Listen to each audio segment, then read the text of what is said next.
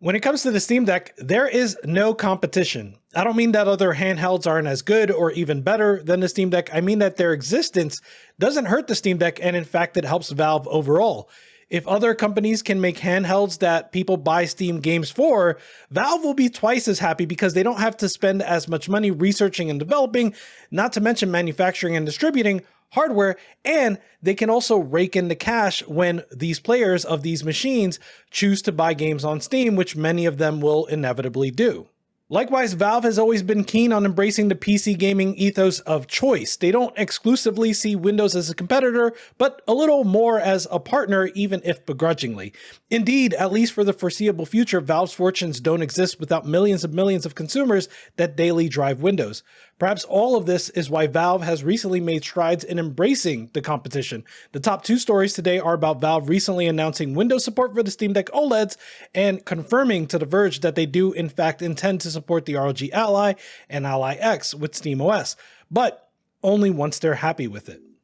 Starting with the Windows story, Valve tweeted this on Thursday evening saying, "Hello Windeck fans, we've just shipped APU, audio, Wi-Fi, and Bluetooth drivers for Windows on Steam Deck OLED. If you're planning to install Windows, please make sure you have the latest BIOS from SteamOS 3.6.9 or later before getting started."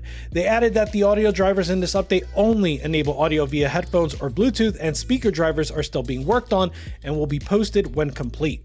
This left a lot of people wondering about dual boot support, and to that, Valve stated this in the FAQ. While Steam Deck is fully capable of dual boot, the SteamOS installer that provides a dual boot wizard isn't ready yet. This will ship alongside SteamOS 3 once it's complete. Although the number of people that may want to install Windows on Steam Deck is nominal, this supports Valve's vision of catering to all sorts of PC gamers and making sure that the Steam Deck remains a PC despite enjoying many console-like features. If you're one of those people considering trying out Windows, there are two tools that come heavily recommended by an expert on the matter, Deck Wizard. The first is a tool called Refine, which has its own GUI interface created by JLo Blue 10 in collaboration with Deck Wizard. It can help us dual boot both Windows and SteamOS despite the lack of official support from Valve. It even allows you to personalize the boot screen with custom background and icons. Furthermore, the boot screen can be navigated using the Steam Deck's controls. Naturally, Deck Wizard has a video guide for this, and I'll leave a link in the description. The second tool that comes highly recommended is Windows Steam Deck Tools. This is a suite of software that is intended to help run Windows on Deck, and it includes fan control, performance overlay, power control, and Steam controller, which makes it so that you can even use the Steam Deck with Game Pass by making the Steam Deck controls emulate an Xbox controller. Once again, I'm going to leave links in the description. The next story is about Valve confirming that they do intend to support the ROG Allies with SteamOS 3. This story began developing a couple weeks ago when Valve published a mysterious SteamOS update that said that they added support for extra ROG Ally keys. The line is pretty vague, but many did take it to mean that Valve was preparing for, or at least hinting towards, support for the Allies. Others thought it could be a simple mistake, so rather than Theorycraft, Sean Hollister from The Verge decided to do the normal thing and simply asked Valve what their intentions were. Lawrence Yang of Valve responded to The Verge saying that the note about ROG Ally keys is related to third-party device support for SteamOS. The team is continuing to work on adding support for additional handhelds on SteamOS. Yang added that they're making steady progress, but it isn't ready to run out of the box yet. So there you have it. Valve is continuing to work on a general purpose SteamOS, they're continuing to work on dual boot, and they've just delivered Windows drivers for the Steam Deck OLED. It's always great to see this level of activity from Valve for the Steam Deck. I'm really happy to see it. Perhaps aware of the competition brewing in the PC handheld scene, Microsoft has some big news of their own this week. In a new blog post on Xbox Wire, Microsoft introduced what they're calling Compact Mode, which is a new mode in the Windows game bar that is intended to be much friendlier for handhelds. With Compact Mode, you have easier navigation of the game bar with a control pad and a convenient way to close the games right from the game bar. Personally, I'm excited for more options, but I want to hear what you think about all this PC handheld news, so go ahead and let me know in the comments. By the way, guys, my name is Rich, and this is your weekly roundup of gaming news for the Steam Deck and PC gaming at large. I have a great show prepared for you today. We're going to talk about a controversy that involves Valve, some cool stories about the Steam Deck, and then we're going to talk a bit about exciting game announcements and some homebrew news I think you'll be really interested in. If you're enjoying the show so far, be sure to leave a like and a sub on my way to 100K. Today's video is sponsored by UGREEN. This is the UGREEN Nexode 20,000 mAh 130 watt power bank, and it is incredible. It's both easy to pack and easy to hold thanks to its light and compact columnar design.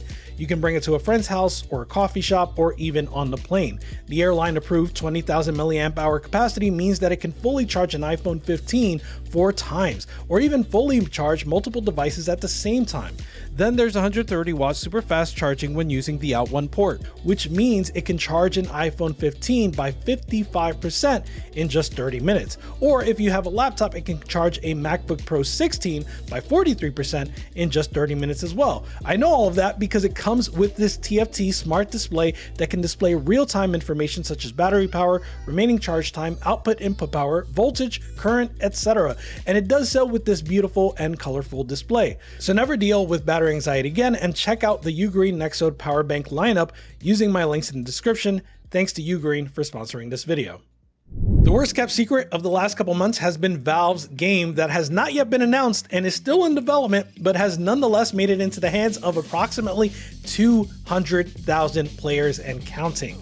That game, of course, is Deadlock. It's a 6v6 hero shooter with major MOBA elements, and up until recently, getting an invite to the hush-hush closed beta or alpha or sigma of Deadlock has been very elusive. But in the last couple weeks, Valve has unlocked restrictions and allowed people that are in the beta to invite any of their friends into the beta. This has caused the game to explode in player count, going from 2,000 concurrent players to over 20,000. Suffice it to say, the cat is out of the bag. Still though, those that get an invite are greeted with this message urging you to not share anything about Deadlock with anyone, since this game is still in early development with a lot of temporary art and experimental gameplay. Naturally, this Cheeto lock hasn't stopped countless folks from leaking gameplay footage and talking about the game in various different formats, but many online gamers became furious when The Verge published an article titled "We Played Valve's Secret New Shooter Deadlock." That post went into great detail on the current state of the game, and that being said, the reaction to this has not exactly been monolithic, and there is a degree of nuance. While fans of Valve do feel like this was rude of The Verge to bypass and ignore this dialogue, some game developers were disappointed in The Verge and felt like a trust was broken between game devs and game journos. Furthermore, some members of the press felt as though the whole thing was unfair, seeing as they had abided by the Cheeto lock when The Verge opted not to. Even then, there were many game journalists like Tom Henderson of Insider Gaming and Jez Corden of Windows Central who saw nothing wrong with this post from The Verge. Later, the post was updated to note that the author had been banned by Valve from matchmaking in Deadlock, and from the outside looking in, it would appear that The Verge and Valve have had a relatively good relationship thus far, with Valve often responding to The Verge's request for statements, just like they did in the previous story where they provided an update on support for the ROG Ally. It should also be noted that that story about the ROG Ally was actually published nearly a full 24 hours after the piece about Deadlock, perhaps indicating that despite the ban, the relationship between Valve and The Verge remains intact. Next up, we have a few interesting Steam Deck and Steam stories for you. Most interestingly, perhaps, is the new Black Myth Wukong benchmark tool that allows you to presumably see how your gaming rig is going to hold up against one of the most highly anticipated games of the year, Black Myth Wukong. It seems that many players were impressed with how the benchmark tool runs on Steam Deck and other PC handhelds. Here are some comments from a video by Deck Wizard showing off the tool on deck. One person said, "Wow, this is so good for it being a UE5 game. I was expecting it to not be playable, but it actually is." And another said, "Results are impressive, wasn't expecting those performances, looks good as well." Others offered a word of caution, saying that the results from the benchmark tool could differ from actual in-game results. Nonetheless, the tool offered quite a bit of promise, and I'm looking forward to the full release of that game later today. Valve issued a few updates of their own, with one big one being an update to user reviews. User reviews have consistently been one feature that sets Steam apart from other digital game stores, allowing prospective buyers to read multiple varied perspectives on a game at a glance. They've been so popular, in fact, that it looks like Sony is rolling out their own similar feature. According to Valve, however, they have seen that many players use reviews for sharing jokes, memes, ASCII art, and other content that might not be the most helpful for a potential purchaser.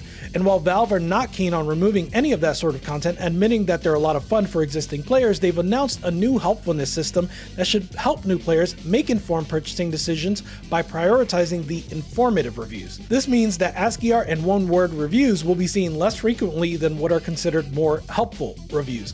Of course, if you prefer seeing memes and things like that, then you can always change the search back to how it previously worked. One more initiative that Valve has undergone to help players make informed purchasing decisions is an effort to clean up store page descriptions. The new rules that game developers have to follow with their store page are the following: no links to other websites outside of the designated fields for links, no embedded imagery that mimics Steam Store UI or buttons, and no images, links, or widgets pointing to other games on Steam.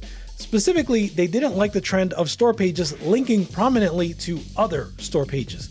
As they put it, this meant that on Steam game pages in the Steam store, you would find lists of 2, 3, or even 8 other games before you even got to read the description of the game you were looking at. They also aren't terribly fond of the trend of game developers releasing prologues, which are essentially standalone free games that are used to promote the upcoming release of a full premium game. Once again, they felt that this could be potentially confusing to some players, and while they aren't keen on banning prologues, they did want to incentivize developers to follow the new rules. These new rules will take effect in early September, giving developers just a couple weeks to adjust their store page in kind. Additionally, Valve has a new Steam beta client, and it contains updates for both the Steam Families feature as well as game recording. For Steam Families, you can now right-click games in your library to allow or disallow specific games to members of your family with parental control enabled. Likewise, for game recording, you can now disable game recording on a per-game basis. Both of these are nice quality of life additions if you're someone that's already using or planning to use either of these features. Now, if it's a clamshell Steam Deck that you've been waiting for, then I have something that might interest you. This is a new project called DNA Duo, and it can turn your handheld into a dual screen clamshell. It's a 7-inch 1080p capacitive touchscreen with dual front-facing speakers, and this screen can be magnetically attached to a handheld using one of the custom designed clamps. As of right now, it's still in its prototype stage, but designer Jordan has already created and 3D printed clamps for the ROG Ally, Steam Deck, Odin 2, as well as for monitors and desktops. This is a pretty exciting homebrew project for fans of dual screen handhelds, and there's an Indiegogo campaign going on right now to bring it into full production. I'll leave a link in the description, and definitely let me know what you're thinking of this one. Back on the software side of things, Civilization 6 has been updated to remove the 2K launcher, which is great news for everyone playing 2K games on Steam. Additionally, they noted that the next game in the series, Civilization 7, will also not be using the 2K launcher on PC. The 2K launcher notoriously adds little to no value other than promoting other 2K games. Additionally, it was previously retrofitted into several 2K games, including BioShock Remastered and Civ 6, so it's good to hear that it will no longer be on games in the Civ series, and I hope to see other 2K games follow suit. Another nice game update that benefits PC handheld owners is that Minishoot Adventures just got Steam Deck verified. Minishoot Adventures is one of the best hidden gems of the year. It combines dual-stick shooting action with awesome Legend of Zelda style top-down exploration. It has over 97% positive reviews on Steam, and truthfully, it's always played well on deck. Still though, the latest update makes it even better by having rebuilt all the UI components to be more readable and more accessible on the Steam Deck. They also did an optimization pass to remove lag spikes and FPS drops. Solid update for an awesome game. Definitely send the devs some love if you like games like this and you like game devs supporting the Steam Deck. On the other hand, it appears that the next Sony game to get a release date may be questionable for the Steam Deck. Who'da thunk it? The Until Dawn remake got a release date announcement alongside some more details and a new trailer for the game. It looks like Until Dawn will release on October 4th. It's rebuilt from the ground up using Unreal Engine 5, so the visuals are completely overhauled, but at the moment that isn't my biggest concern for playing this game on the Steam Deck. Instead, it's the strict requirement of a PlayStation Network account. While there is still a possibility that the game may be playable on Linux, I do have a Windows partition prepared just in case that doesn't come to fruition. One more interesting Steam story is that now that the first half of 2024 is complete, Game Discover Co. has rounded up the top 20 titles on Steam in 2024 so far and come up with the following list. Many of the top games are unsurprising, with entries like Counter-Strike 2, Helldivers 2, Palworld, PUBG, and Apex Legends. Outside of the live service games, it does seem like large-scale RPGs remain a big market for PC, with games like Baldur's Gate 3, Dragon's Dogma 2, and Elden Ring all being in the top 20. On the subject of PUBG Battlegrounds, here's a surprising feel-good story. We recently got news that Krafton, the publisher of PUBG, has come to a deal with Microsoft to acquire Tango Gameworks and prevent the studio from being shut down. Not only that, but Krafton also got the rights to the Hi-Fi Rush IP, so that franchise will live on even without Microsoft. Outside of that, however, it does seem like Microsoft will retain the rights to the other Tango Gameworks IPs, specifically The Evil Within and Ghostwire Tokyo. According to Steven Totilo of Axios, this deal was effective August 1st. Furthermore, Krafton suggests that this wasn't a grab at IP, and instead they wanted to inherit the entire development team at Tango. That said, they were only able to transfer approximately 50 development staff, which likely indicates that much of the staff may have already found new jobs, given that the previous count was over 100 employees. This is a relatively happy ending to what was previously one of the most disappointing stories of the year, so this is one that I'm happy to be reporting about. While we're on the subject of feel-good news stories, did you see the one about the man that achieved a Guinness World Record for connecting 444 game consoles to one TV? The setup is magical, and it includes an array of switches, a Google Sheet to keep track of everything, and the most magical cable management you'll ever see. Much respect to Ibrahim Al Nasser for accomplishing something that many gamers have dreamt of. That said, the way things are going, we may not have consoles much longer. I am exaggerating, but one piece of interesting news that broke recently is that another Xbox game will be coming to PS5 soon, and it's going to be announced at Gamescom this week. One strong rumor, as hinted by trusted leaker Shinobi602, is that the game in question is Forza Horizon 5. Jez Corden from Windows Central says his source indicates that it won't be Forza, but that Shinobi602 is a rock-solid source, and Jez may be proven incorrect yet. He goes on to say that there's quite a large chance that the game coming to PlayStation will actually be Indiana Jones in a Great Circle, especially seeing as Microsoft doesn't own the Indiana Jones IP, and naturally Disney might be keen to let PlayStation users know when to expect a version for their preferred platform.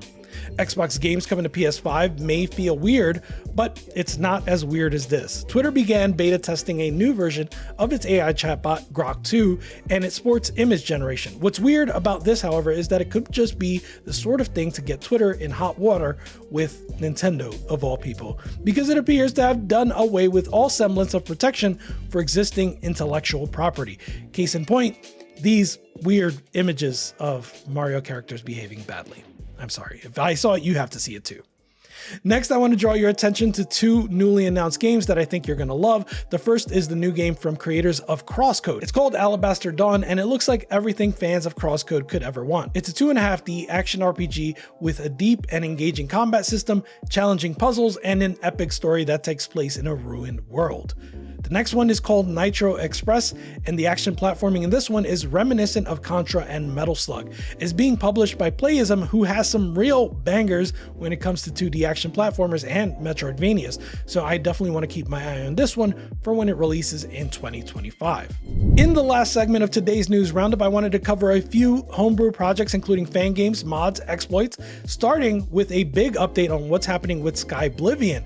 Skyblivion is an ambitious project by Skyrim modders to recreate the entire epic of Oblivion using the Skyrim engine. The big news here is that the team released a video providing a first look into the gameplay of Skyblivion, including the original voice acting pulled into this unofficial remaster. You found the book. My trust in you was well placed, it seems. Hand it over, if you please. Additionally, the dev team announced that they're targeting 2025 for the release of this project. Hopefully, Microsoft and Bethesda continue to let the modders cook because, man, fans of Bethesda fan games are eating good recently between this and Fallout London.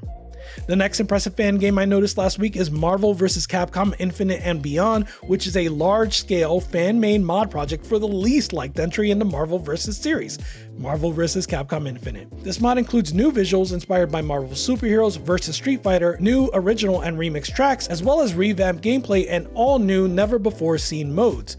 Notably, the YouTuber Maximilian Dude is leading this project and has been working with a team of 20 to get it to the state that it's in today. If they can manage to make people actually love Marvel vs. Capcom Infinite, then they will have pulled off a miracle. Of course, I'm looking forward to trying it myself. And while I do expect that both Skyblivion and Marvel vs. Capcom Beyond will be allowed to exist, I can't say the same for H2, which has already been taken down.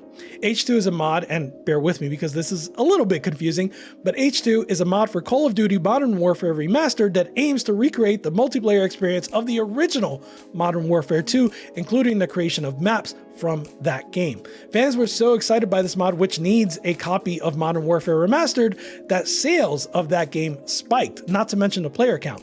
Sadly, it turns out that Activision doesn't like money after all, and they have issued a cease and desist. assist. It's incredibly disappointing that this mod wasn't allowed to build and grow, and personally I think it goes to show what has already been obvious. Activision would rather funnel everyone to whatever the new Call of Duty is than let a community grow in an older entry. Moving back to some good news, the next story is about the No VR mod for Half-Life Alyx, which has just received a big summer 2024 update, as reported by Liam from Gaming on Linux. This is a big update that makes toner puzzles apparently completely solvable from start to finish. Likewise, you're now able to unlock all the achievements for this game with the No VR mod. Liam points out that although Half-Life Alyx was designed for VR, it is such an important game in the franchise that it warrants a playthrough even if you don't have a headset. Doom 2 Ray Traced is a new mod for the classic Doom 2 that introduces real-time path tracing. It allows shadows, reflections, and global illumination without any pre-baking. Everything has a shadow, emissive maps contribute to lighting, volumetric lighting is traced to simulate a dense atmosphere. The result of this is a beautiful recreation of Doom 2 that is equal parts haunting and stunning. I mean, look at this. Overall, a fun project and something I'm looking forward to trying. One more project that fascinated me this week was Tony Hawk's Pro String Copy. It's a new exploit that's able to hack not just one console, but several, including the Xbox 360, PS2, and GameCube. In fact, it is now the first software-only exploit for the Xbox 360. Additionally, it works across a number of Tony Hawk games, including Pro Skater 3 and 4, Underground 1 and 2, and American Wasteland. This exploit was developed by someone who goes by the name of Grimdoomer, and he's taking advantage of the Creative Park feature that's present in all of these games. In this map builder mode, a player can assign a custom name to a gap that a player jumps over. When loading a custom park from a save file, the Tony Hawk games copy the name of the gap into a buffer in memory, so Grimdoomer has created a custom save file that leverages this to overflow the buffer and begin to overwrite other parts of memory, allowing Homebrew software to be loaded. With this approach, you can even hack a console by setting up a local network session using an emulator to pass the custom park onto your console. It's a pretty fascinating exploit, and the video does a much better job of explaining it than I do, so I'm going to leave a link to that in the description. That's going to do it for this week's news roundup. For regular viewers of the channel, you may have noticed that this was a bit of a different format. Personally, I like this format, but let me know what you think in the comments. I hope you're all having a wonderful week. That gang out. Goodbye.